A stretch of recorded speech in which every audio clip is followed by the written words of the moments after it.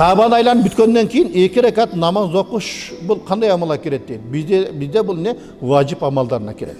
Ошол себептен ал не макам Ибрахимде окулат. Баягы жерде Аллах Таала Куранда айтат да, макам Ибрахимде намаз окуй турган орун кылып алгыла деген Куранда аят бар. Ошондуктан ал жерде эмне? Ошол жерде окуш бизде важип.